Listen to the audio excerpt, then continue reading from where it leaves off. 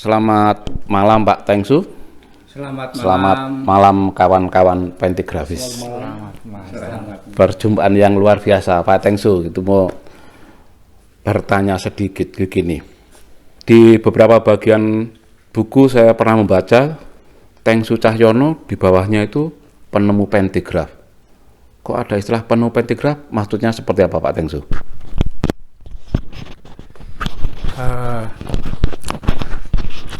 Begini Pak Agus dan kawan-kawan pentigrafis ya.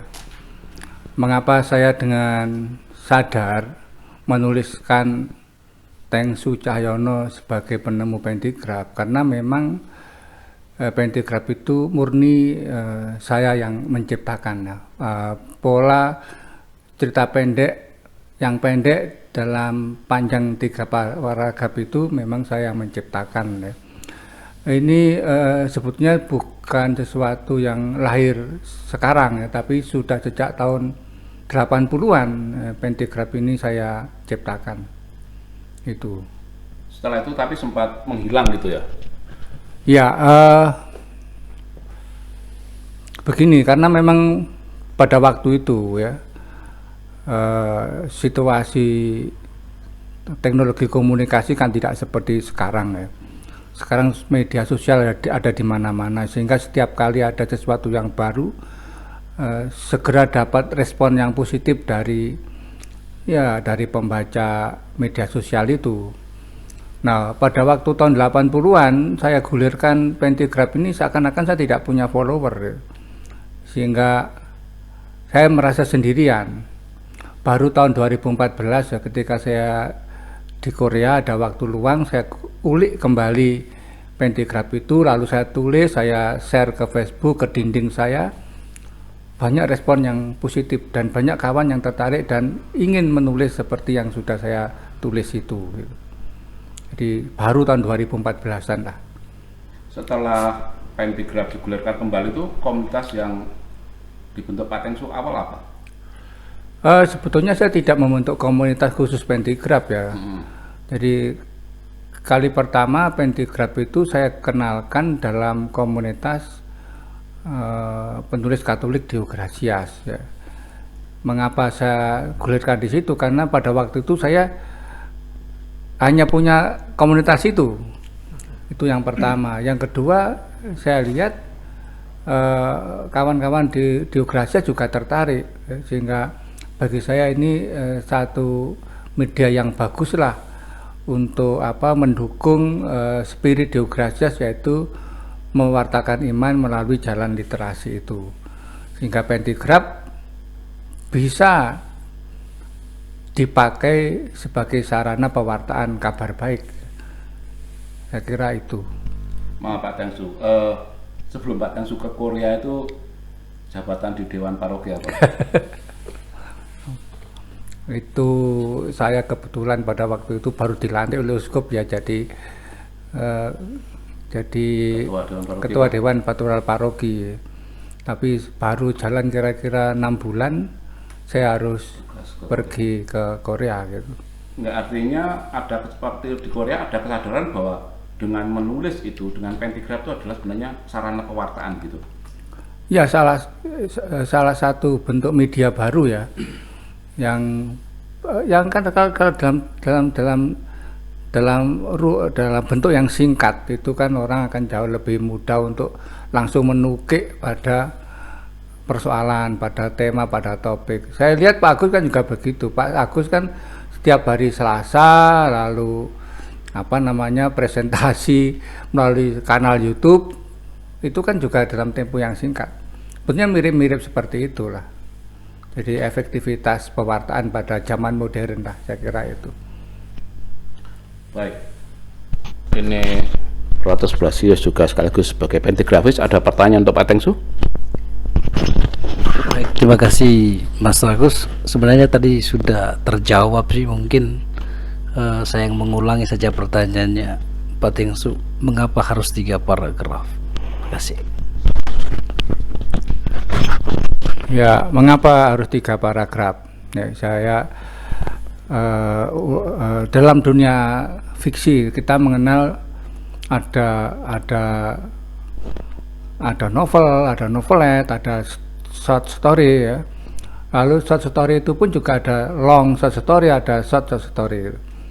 Saya sudah menerjemahkan beberapa cerpen Korea itu rata-rata cerita pendek yang sangat panjang, bisa 30 halaman.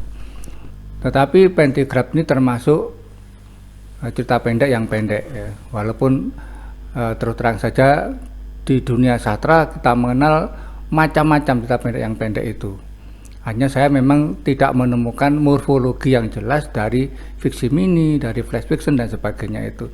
Saya ingin membuat satu morfologi teks yang jelas sehingga ketika ditanya orang apa itu Pentigraph, jawabannya jelas itu. Kepalanya di mana, tangannya di mana itu jelas itu. Itu. Lalu yang kedua, teks itu bagi saya kan mesti ada 3 bagian penting, ada pendahuluan, isi, penutup, 3 bagian penting ini. Walaupun di dalam Pentigraph urutannya dia harus begitu, tapi unsur-unsur itu selalu ada di dalam sebuah teks tulis itu atau teks lisan juga. Jadi itu. Lalu yang ketiga, Pentigraph ini menjadi pilihan penting dalam dunia yang serba modern, masyarakat serba sibuk ya, tidak punya waktu panjang untuk menulis, tidak punya waktu panjang untuk membaca. Jadi Pentigraph itu di samping menulis juga pembaca. Kadang-kadang mereka itu membaca hanya 3 paragraf, tetapi dia menikmati satu gizi rohani yang luar biasa. Hanya 3 paragraf dia menemukan gizi rohani yang hebat. Saya kira itu efektif sekali lah. Saya tertarik tadi menggunakan atau melalui jalur literasi untuk kepentingan pewartaan. Ya. Saya ingin mendalami yang itu. Sejauh ini dengan memperkenalkan Pentigraph di komunitas penulis Katolik Deogracias, menurut Pak Tengsu sendiri yang dirasakan, apakah harapan itu sudah dicapai untuk anggota sendiri dulu, anggota KPKD? Baik, untuk tentu saja ini kan jawabannya kan memerlukan riset ya, memerlukan pengamatan yang cermat apakah itu sudah punya dampak atau punya pengaruh langsung atau tidak langsung terhadap kawan-kawan di komunitas ya. Saya pikir saya tidak bisa menjawab ya. Tapi yang jelas bahwa dalam hal kepenulisan Pentigraph ya, banyak kawan-kawan di Deogracias ini yang tiba-tiba menjadi menjadi sangat bergairah menulis. Termasuk saya. Ya, bergairah menulis dulu. Yang dulu karena mungkin dia berpikir ini adalah media yang cocok untuk saya gitu kan, akhirnya mereka menulis.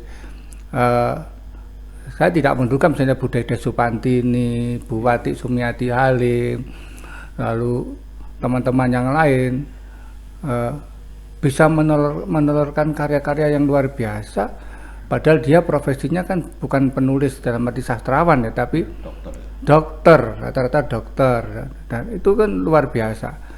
Jadi saya melihat ada kerinduan teman-teman untuk menulis fiksi, tapi selama ini mungkin kerinduan itu tidak terjawab atau tidak tertampung karena tidak menemukan ruang yang cocok ya.